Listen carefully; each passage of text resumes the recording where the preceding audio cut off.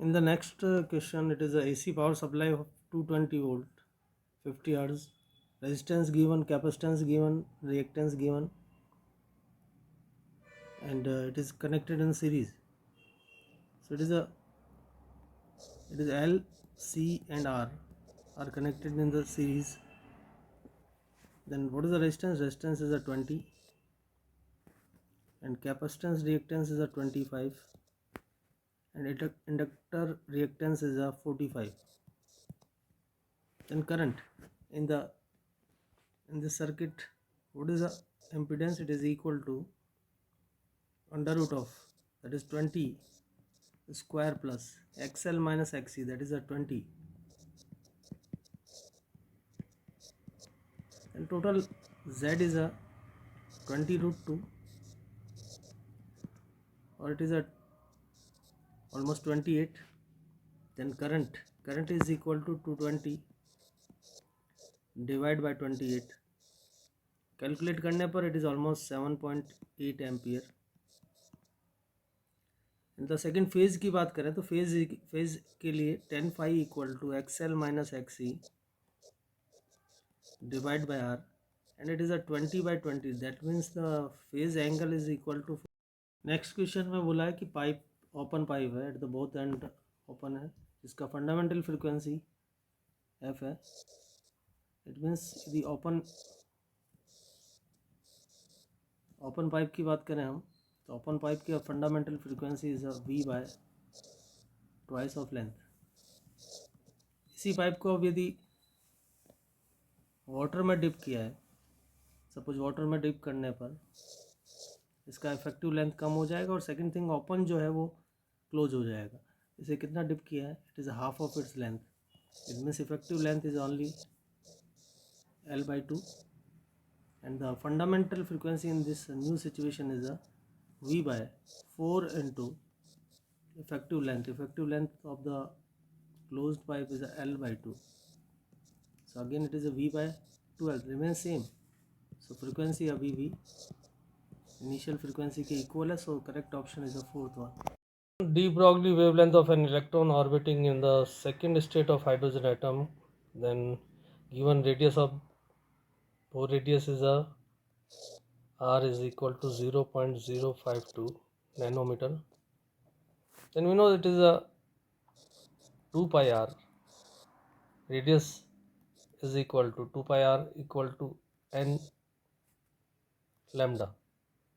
That is a radius of the nth orbit. Then it is equal to n lambda. Then we know n equal to, that is a 2. So pi r 2 is equal to lambda. Then lambda equal to pi n square r1, and this is a 3.14 n square. N square is a 4, radius is given, it is 0.052. I think if calculate करेंगे तो it is almost 0.6 nanometer. Accordingly, fourth one is correct. Next vernier callipers, जिसमें 10 vernier scale 9 main scale division के equal है. It means 9/10, 1 minus 9/10 यानी 0.1 mm, या यूँ कहते हैं 0.01 सेंटीमीटर. ये हमें लीस्ट काउंट मिल जाएगा, बिकॉज ये वो वैल्यू है जो कि यहाँ पर एडजस्ट होकर लीस्ट काउंट के इक्वल हो जाएगा. अब सपोज ये माने कि इसकी मैन स्केल का रीडिंग 5 सेंटीमीटर है, यानी 5 सेंटीमीटर रीडिंग होने का वाला एक्चुअल रीडिंग 5.0 है. नाउ 8वां वर्नियर डिवीज़न जो है कॉन्साइड हो रहा है. 8वां डिवीज़न कॉन्साइड होने का मतलब मैन स्केल 5.0 दे रहा है, जबकि वर्नियर स्केल जो रीडिंग दे रहा है दैट इज़ 0.08. ये मैन स्केल का रीडिंग डायरेक्टली, और ये वर्नियर का जो डिवीज़न कॉन्साइड हो रहा है उसके अकॉर्डिंग 0.01 सेंटीमीटर इसका लीस्ट काउंट है. सो 8 multiply by 0.01, so actual reading जो है इट इज़ 5.08 सेंटीमीटर हो जाएगा. बट इसमें एक कंडीशन दिया है, इसमें कुछ एरर दिया है। एरर क्या दिया है कि जब कुछ नहीं होता है तब ये x इक्वल टू 0.1 सेंटीमीटर का इसमें रीडिंग देता है, यानी ये रीडिंग जो है एक्चुअल रीडिंग से ज़्यादा दे रहा है। ज़्यादा दे रहा है इट मीन्स करेक्शन करने के बाद यदि एक्चुअल रीडिंग देखें हम, सो 5.08 में से ये रीडिंग जो दे रहा है उसको सब्ट्रैक्ट कर लूँगा। सो इट इज़ 8, 9 और 4.98 centimetre is the actual reading. In the next one, radius of the Martian orbit around the Sun is 4 times the radius of the orbit of Mercury. It means radius of Mercury, suppose the radius of Mercury r है तो इसका 4 times is the radius of Martian orbit. And the second Martian year means time period, Martian year का time period 687 days. Then find क्या करना था, then which of the following the length means the time period find करना है 1 year of Mercury, यानी इसका time period, Mercury का time period find out करना है. So Mercury का time period find करना है. It means time period is proportional to orbital radius to the power 3/2. It means time period of suppose Mercury निकालना है is proportional to radius of Mercury to the power 3/2, and it is divided by, suppose it is divided by the, divide कर दूँ तो it equal हो जाएगा time period of Martian orbit. Martian orbit time period is given, it is 687, then the radius of the Martian orbit is 4 times of the Mercury to the power 3/2. So time period of the Mercury is equal to 687 days divided by 4 to the power 3/2. It means 4 root 4. It is 8. So it is divided by 8. 687 divided by 8. It is 86 days के करीब. It is always 88 Earth days. So third one is correct. The question from polarization of the light. इसमें ये बोला है कि light beam air से किसी medium पर इंसिडेंट हो रही है, उसका रिफ्रैक्टिव इंडेक्स भी गिवन है. सो ऑब्वियसली ये इस जगह जब इंसिडेंट होगी इसका कुछ पार्ट रिफ्लेक्ट हुआ है, कुछ पार्ट रिफ्लेक्ट होगा. रिफ्लेक्टेड लाइट परफेक्टली पोलराइज्ड होती है, जबकि रिफ्रैक्टिंग लाइट जो है, या यूँ कहते हैं ट्रांसमिटिंग जो लाइट है, ये पार्शली पोलराइज्ड होती है. And the angle of reflection की बात करें, it is almost 10 inverse mu. तो इसके अकॉर्डिंग यदि हम ऑप्शन चेक करें, so first one is wrong. Transmitted light is complete, no. Reflected light is completely polarised, बिल्कुल सही है. और ये √3 के करीब वैल्यू है, तो it is 10 inverse 1.732 means it is theta 60. So third one is correct. Question from gravitation. एक बॉडी का वेट 48 न्यूटन, 48 जो न्यूटन वेट है, that weight on the surface of the earth. Now the body to earth height equal to the 1/3 of the radius of the earth from its surface. It means the new value of the g at the height h, it is gm upon height is 1/3 of the radius, h equal to r/3. So इसे solve करेंगे तो gm upon 4/3 4r/3 का square, and g का effective value जो आएगा it is 9/16 times of the g. So we can say that the new weight on the height h is equal to initial का 9/16 times, क्योंकि g का value 9/16 हुआ है, so it is 27 Newton. या यूँ कह सकते हैं मास सेम रहेगा but the weight depends on the effective value of the g. So the 27 means. Question logic gate से. लॉजिक गेट में यदि मैं इस इनपुट ए बी को बुलियन के अकॉर्डिंग सॉल्व करते हैं, तो very first it is A and B in the OR gate A plus B, but with NOT gate, so it is bar. Then in the AND gate it is a and B, again not, both are in the AND means multiply. इसको solve करें तो it is a A dot B, individual bar आ जाएगा. And इसे solve करें तो it is a A and plus of B, इन पे इंडिविजुअल बार आ जाएगा. इसे सॉल्व करें तो इट इज़ अ मल्टीप्लाई कर लें A B and A plus A B and B, सभी पे बार है. So first term becomes A dot B plus second is also A dot B. So ultimately it is a A dot B, और इसे simplify करो तो it is A plus B. It means it is a A plus B means OR gate, but the whole of not, so OR gate, and that is a plus not, that is a NOR gate. So the second one is correct. या फिर truth table के according भी solve कर सकते हैं, उसके according भी ये NOR गेट होगा. So second one is correct. अच्छा 45 का हम सरफेस टेंशन की तरफ अप्रोच करें तो दो प्लेट्स के बीच में यदि लिक्विड रखते हैं हम, तो इस लिक्विड का सरफेस जो है वो सिलेंड्रिकल होता है, और सिलेंड्रिकल में आपको ध्यान होता है excess pressure is equal to T by R. Suppose the total distance between the plates is D, then we can say D equal to 2R. Total thickness is D equal to 2R, so R equal to D by 2. तो ये excess pressure को हम 2T bye D भी लिखते हैं, but actually excess pressure क्या होता है? The excess pressure is equal to T by R. R is the radius of curvature. In this situation we know the radius of curvature is equal to 1 plus dy by dx का whole square upon d2y by dx2. Again we can say dy by dx or a tan theta is very small, so radius of curvature is inversely proportional to d2y by dx2. So radius of curvature की जगह मैं ये लिख दूँ excess pressure,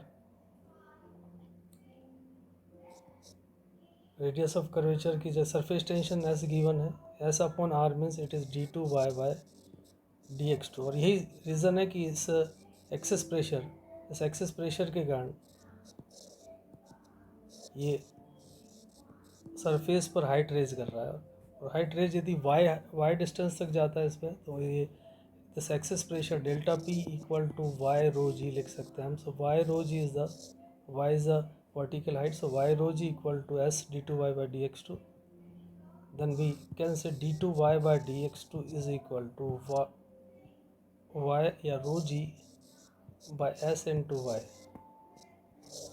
Then this one is the fourth is the correct. Next problem ray optics है. इसमें combination of 4 convex lens है. तो लेंस के कॉम्बिनेशन में जो फोकल लेंथ होता है 1/f is equal to 1/f1 plus 1/f2, या यूँ कह दूँ कि पावर जो है दैट पावर इक्वल टू सभी पावर्स ऐड होगी. ऐसे कितने लेंस है यहाँ पर? Total number of lenses are I think 4. इसका इफेक्टिव जो पावर आएगी that is 4 times of individual, सभी की पावर सेम है. सो फाइनल कॉम्बिनेशन के power 4 times of P. Similar यदि मैग्नीफिकेशन की बात करें तो मैग्नीफिकेशन रिजल्टेंट जो होता है m1 multiply by m2 multiply by m3 and so on, but यहाँ पर सभी की मैग्नीफिकेशन m है, so it is m multiply by m multiply by m. So इस कॉम्बिनेशन की magnification m to the power 4 हो जाएगा, पावर 4 टाइम्स हो जाएगी. So I think it is a first option is correct. Next electron या कोई भी charge यदि किसी इलेक्ट्रिक और मैग्नेटिक फील्ड में एंटर होता है और उस पर फोर्स 0 लगे, नेट फोर्स 0 लगे, इट मीन्स कंडीशन क्या होना चाहिए? Electric field is perpendicular to the B, because the net force is a Q V cross B is equal to Q E. ऐसी सिचुएशन में ई और बी परपेंडिकुलर होना चाहिए. और वेलोसिटी जो होना चाहिए, velocity is equal to E by V. यहाँ क्या पूछा है, फाइंड द, तो magnitude of the electric field पूछा। So electric field is equal to velocity, magnetic field into velocity. Magnetic field का value 9 into 10 raised to power minus 4, and velocity is a c by 100, so it is 3 into 10 raised to power 8 divided by 100, so it is 27 into 10 raised to power 2. That is a, that will be the electric field. Electric field क्या होगा, 27 into 10 raised to power 2, but condition क्या, electric field mutually perpendicular, so it is a fourth one is a correct. Next में देखें ये fluid mechanics का एक problem जिसमें x की तरफ बढ़ने पर हाइट बढ़ रहा है ड्यू टू सरफेस टेंशन। यहाँ जब स्मॉल सेगमेंट लेता हूँ डी एक्स, तो इस पर टेंजेंशियली जो फोर्स लग रहा है, इस जगह एंगल थीटा है तो इससे ऊपर की तरफ एंगल इस जगह थीटा प्लस डी थीटा होगा, इस जगह थीटा हो जाएगा। टेंजेंशियली जो इधर की तरफ फोर्स लग रहा है सरफेस टेंशन के कारण, that is S into Z, that is S into Z.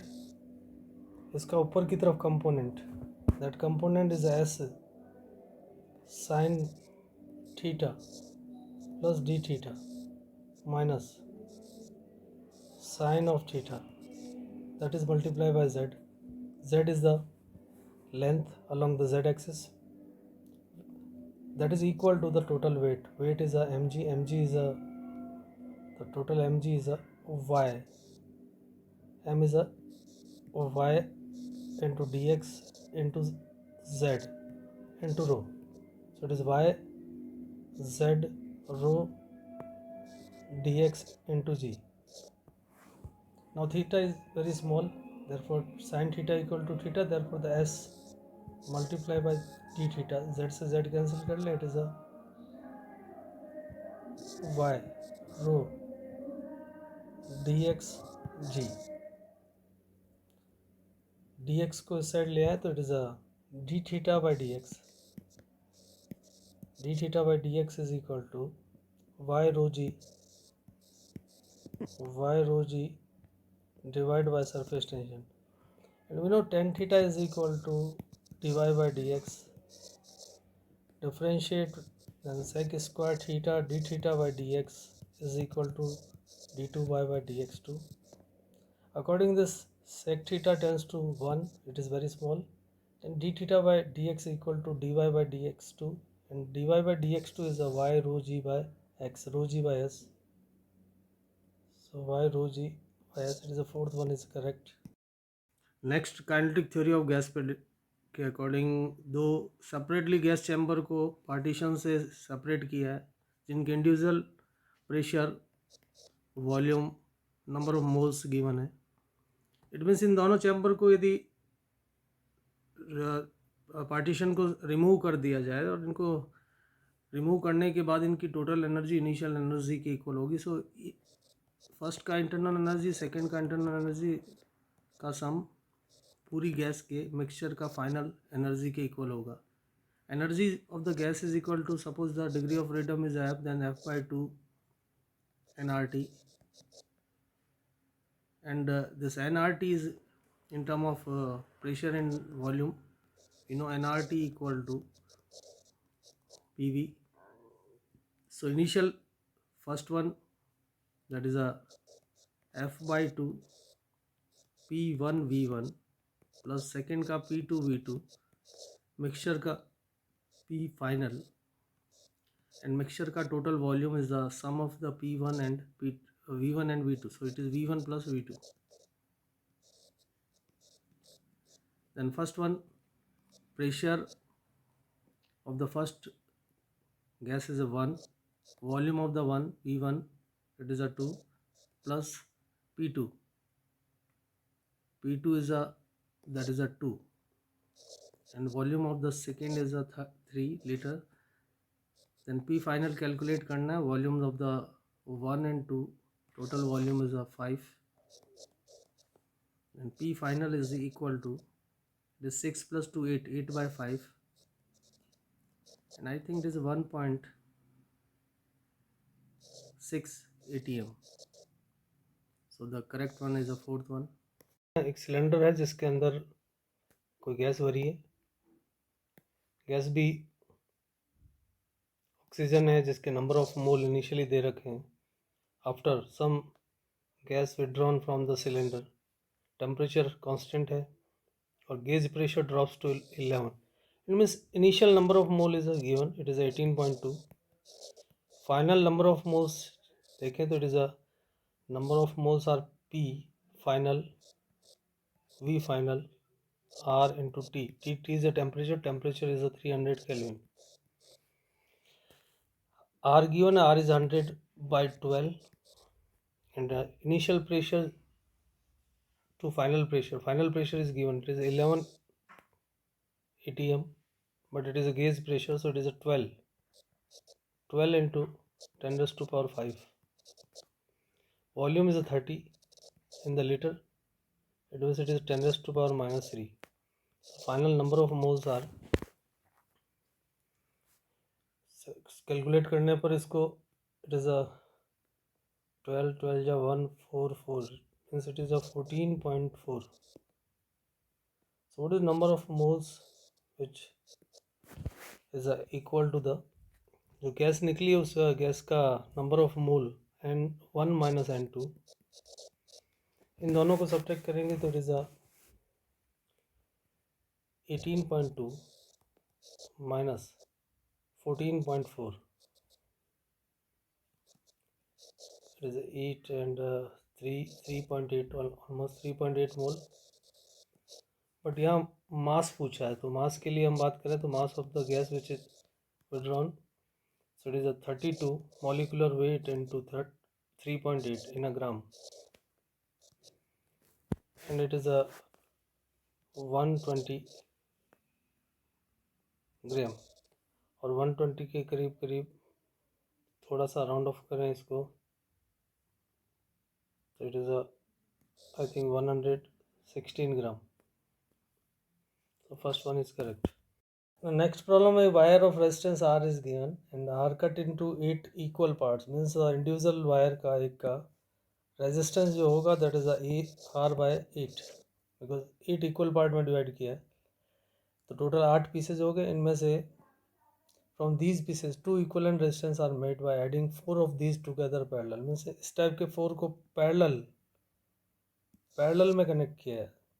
सो 4 को पैरेलल में कनेक्ट किया R by 8 को, तो R by 8 4 को पैरेलल में कनेक्ट करने का मतलब हर एक का जो रेजिस्टेंस आएगा R by 8 वाले पैरेलल में होंगे, so it is R by 32 and it is R by 32. Now these two sets are added in series. अब इन दोनों को सीरीज में कनेक्ट कर देंगे, तो सीरीज में कनेक्ट करने पर इन दोनों का इक्वलेंट रेजिस्टेंस इन दोनों का सम हो जाएगा, and that will be the R by 16. So R by 16 is the equivalent resistance. It is first one is correct. Parallel plate capacitor जिसमें कि कुछ डिस्टेंस तक, कुछ थिकनेस तक डाइलेक्ट्रिक मीडियम है, फिर कुछ अलग है, बचे हुए में एयर है. तो यूँ मान लो कि टोटल 3 कैपेसिटर सीरीज में कनेक्ट है. इनका equivalent capacity 1/C1 plus 1/C2 plus 1/C3 को सम करें तो इन्वर्स ऑफ द 1C आ जाएगा, यानी 1/C की वैल्यू आ जाएगी. और ये बोल रहा है कि 1/C यानी C का value epsilon nought A by D, जो कि डबल हो रहा है. फर्स्ट वाले केस में यदि 3D/8 डिस्टेंस लेते हैं तो इसमें डाइलेक्ट्रिक K1 है, सेकेंड में K2 है. सो K2 is a 4K1/5 and the thickness is a D/2 and remaining thickness D/8 है जिसमें कि एयर है. सो इन तीनों को यदि इन्वर्स ऑफ कैपेसिटेंस ऐड करूँ तो it is 3D/8 plus D/2 plus D/8. इसमें एप्सिलॉन नॉट ए होगा, इसमें 4K1/5 होगा, इसमें K1 आ जाएगा, epsilon not A1 epsilon nought A सभी में है, कॉमन है, हटा दें, D का हटा दें. So first term is a 1/2, second is a 3/8 K1, next one is a 5/8 K1 and plus 1/8. So it is a 1/2 minus 1/8 is equal to 3 plus 5, 8/8, and it is a 1/K1. So it is a 8. 4 minus 3/8 equal to 1/K1. So the K1 is equal to 8 divided by 3. It is a 2.66. So I think third option is correct. Next magnetic field के according current carrying coil का magnetic moment पूछा, तो magnetic moment current carrying coil का N number of turns into current into area, effective area जो भी बोले, और यहाँ नंबर ऑफ टर्न वैसे भी एन दोनों में 1 है, करंट का वैल्यू 2 एम्पियर है डिफरेंट, एंड द कॉइल का रेडियई रेशियो 1:2 है, तो सिंपली मैं कह दूँ M1 to M2, current same, number of turn same, so it is a proportional to R1 square divide by R2 square. So इनके magnetic moment का ratio, radii का ratio 1:2 का square 1:4, so 1:4 means it is a third one is correct. Suppose total mass m है, radius of solid sphere is 2r, इसमें से r का part remove किया, radius का सॉलिड स्फीयर रिमूव किया, जिसका मास जस्ट m/8 हो जाएगा. अब रेशियो पूछा है, ratio of the moment of inertia of the small sphere to rest of part. Small sphere का वाई एक्सिस के अबाउट, सो स्मॉल स्फीयर का वाई एक्सिस के about it is 2/5 m into R square plus mass into R square, that is smaller, and remaining part का जो आएगा mass is m/8, radius is r, m/8 radius is r, but the remaining part का हम बात करें तो it is a total 2/5 m into 2r का whole square minus this term, same term because it is a removed part, so this one is a 2/5 into m/8 r square minus m/8 r square, then it is a ratio. Removed part का total में से subtract कर दिया तो rest वाले part का moment of inertia आ गया. ये रिमूव्ड पार्ट का निकाला, ये टोटल में से रिमूव्ड का सब्ट्रैक्ट कर दिया और उसी का रेशियो पूछा है. सो आई थिंक फर्स्ट टर्म आ जाएगी, it is a 40 LCM because 2/40 plus 1/8 and it is divided by 8/5 minus 2/40 minus 1/8. Suppose 40 को कैंसिल करते हैं, then the ratio is a 5 plus 2 7, 7/40, and that 40 LCM इधर ले ले तो it is a 64 minus 2, 64 minus 2 minus 5. So I think it is 7 divided by 7 subtract करेंगे, it is a 57, 7/57, 7/57. It is the first option is correct. In the next question, sun rotates about its center, and the time period is given. Time period is 27 days. Suddenly its a radius expand होकर r से 2r हो रहा है, तो नया time period क्या होगा? तो इसके लिए हम ये बात करें कि angular momentum is conserved, so I1 omega 1 is equal to I2 omega 2. तो सन को सॉलिड स्पीड लेता हूँ तो इट इज़ 2/5, मास सेम है, रेडियस r है, and the time period 2π/t1. Initial time period is 27 days. Mass same है but radius becomes 2 times, then it is a 2π/. Final time period is a t2, then it is a 4. 27 into 4 is equal to t2. Therefore the new time period is a 4 times, so it is 108 days, I think it is the second option is the correct. Question from vertical circular motion. इस vertical circular motion में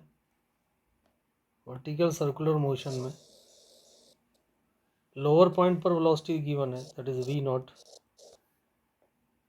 Horizontal से theta angle पर point पर velocity v given है. इस जगह string slack हो रहा है या यूँ कह दें कि tension become zero. This point पर टेंशन ज़ीरो हो रहा है. पूछा क्या, the ratio of the V to V nought. So first of all mechanical energy conservation के अकॉर्डिंग दोनों का हाइट का डिफरेंस, वर्टिकल हाइट का डिफरेंस एल और this one is L sine theta. So what is the speed at this point, V square equal to V nought square minus twice of g L1 plus L sin theta. So L1 plus sin theta, that is the first equation. And according second condition, the tension at this point is equal to 0. And we know the component of this one, mg sin theta. And mg sin theta is equal to m speed is a v, speed का square by l. So velocity at this point is a v square equal to gl sin of theta. That is second condition, because the tension becomes 0 at the given point. Now we want to find the v to v naught. So the ratio of the v naught square minus v square is equal to twice of gl 1 plus sin theta, and that is divided by v square. In this side is a gl sin theta, then v naught square by v square minus 1 side ले जाऊंगा, plus 1 हो जाएगा, this cancel. So it is a 2 plus 2 sin theta divide by sin theta.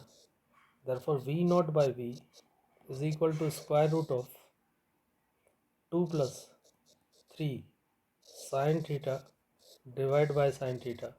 But we want to find the inverse of this one, because we want to find v by v naught. So v by v naught is a inverse कर लें, sin theta divided by 2 plus 3 sin theta. So sin theta upon 2 plus 3 sin theta. Second option is correct. De Broglie wavelength क्या problem, जिसमें lambda photon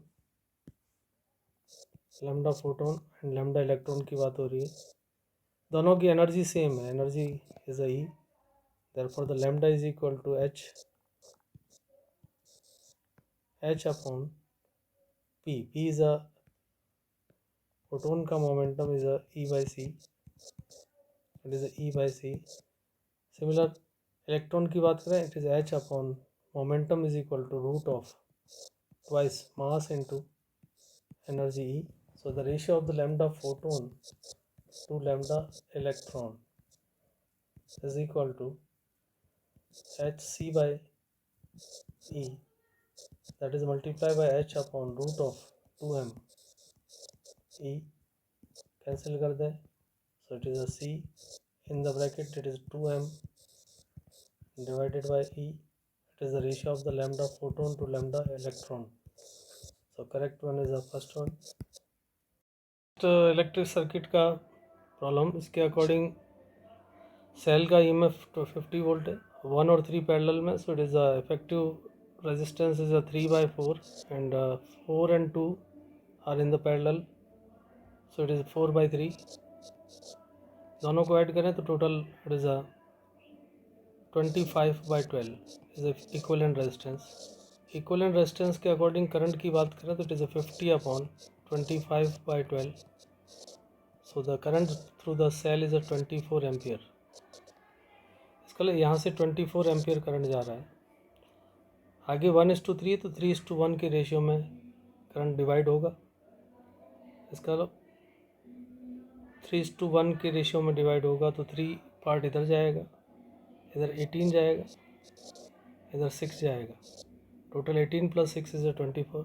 ratio of the resistance is 1:3. So the current ratio is a 3:1। Similar यहाँ देखें तो यहाँ का ratio 1:2 है, but current का ratio 2:1 होगा। 2:1 2:1 के अकॉर्डिंग 24 को डिवाइड करें, सो इधर 16 हो जाएगा, इधर 8 एम्पियर हो जाएगा। 16 + 8 दोबारा रिटर्न 24 आएगा। इट मीन्स 18 एम्पियर इस साइड से आके इधर 16 जा रहा, तो इस ब्रांच CD में करंट जो है 2 एम्पियर नीचे की तरफ जाएगा। 6 और 2 मिलकर यहाँ पर 8 हो जाएगा। So the in the branch C to D the current is a 2 ampere. So correct option is the fourth one. Next EM wave से लिए है। EM वेव के अकॉर्डिंग यहाँ पर इलेक्ट्रिक फील्ड गिवन है। इलेक्ट्रिक फील्ड का direction of propagation x axis के along है एंड वाइब्रेशन z एक्सिस के अलॉन्ग है। तो इसका हम श्योर है कि मैग्नेटिक फील्ड जो है y डायरेक्शन में ही होगा। मैग्नेटिक फील्ड y डायरेक्शन में तो दो पॉसिबिलिटी है। सेकंड, इसके बाद हमें पता है कि E0 बाय B0 का वैल्यू c यानी 3 × 10⁸ स्पीड ऑफ लाइट के इक्वल होगा। Then B0 is equal to E0 is a 60 divided by 3 × 10⁸, या यूँ कह दें 2 × 10⁻⁻7 होगा। सो B0 का value 2 × 10⁻⁻7 only in the third option, so second incorrect. Next में ऑक्सीजन सिलेंडर जिसका वॉल्यूम 30 लीटर है, नंबर ऑफ मोल गिवन है 18.2। कुछ ऑक्सीजन सिलेंडर से बाहर निकलने के बाद gas pressure 11 atm, temperature is given. It means initial number of mole is 18.2। Final number of मोल निकालने के लिए प्रेशर जो है 11 atm का meaning it is a 12 into 1.01 into 10⁵ is a pressure. The pressure is a 12 into 1.01 into 10⁵, and volume is a 30 into 10⁻³ 13 liter था। That is PV divided by R into T. R is 100 now multiply by 12 and temperature 27 Kelvin में convert करेंगे तो it is 300. So it is a number of mole, final number of mole is equal to, N2 को calculate करेंगे it is a 1454. So delta N number of mole जो कि निकल चुके हैं that is equal to N1 minus N2, दोनों को subtract करेंगे 18.2 minus 14.54, it is a 3.76 and इसका मास निकालें गैस का, तो इसके लिए number of mole 3.76 and molecular weight is a 32, so it is multiply by, so ये लगभग 117 के करीब आ रहा है in a gram. So I think it is a 0.116 kilogram. First one is correct. Electric effect के अकॉर्डिंग यहाँ Y axis पर फोटो इलेक्ट्रिक करंट प्लॉट किया है। We know the photo electric current with first one intensity of light, second intensity of light, frequency of light, and this one is also frequency of light. Then we know in electric current जो given होती है वो frequency के साथ very नहीं करता, but intensity बढ़ेगा तो फोटो इलेक्ट्रिक करंट भी इंक्रीज होगा। It is directly proportional, so the first one is correct, second one incorrect, and third one also frequency के साथ करंट नहीं बढ़ेगा, मैक्सिमम काइनेटिक एनर्जी बढ़ेगी, so the only A, so third one is correct. Question from error, the relation is a P is equal to A cube B square divided by C root of D. Then we know percentage error in the P is equal to percentage error in the A of 3 times plus 2 times of the percentage error in the B plus 1 times of the percentage error in the C plus half time of the percentage error in the D. Therefore, the percentage error in the P is equal to 3 into A का percentage error 1, so it is 3 plus 2 times of the percentage error of the B, 2 into 3 6, plus percentage error of the C plus 4 into 1 by 2, it is a 2. Therefore, it is a 13%. So first option is correct. Gases A and B जिनका pressure same है and equal amount of heat supply किया है constant pressure पर, internal energy भी same है, तो it meaning amount of heat given is equal to work done plus D U. Heat same है, internal energy में change same है, heat given same है, तो इट मीन्स वर्क डन भी सेम होगा. Work done on the A is equal to work done on the B. Pressure भी same है, so it means change in volume in A is equal to change in volume in the B. First में displacement यदि D A हो रहा है, so it is a pi R A area into displacement is change in volume. Second में area into displacement of the second piston.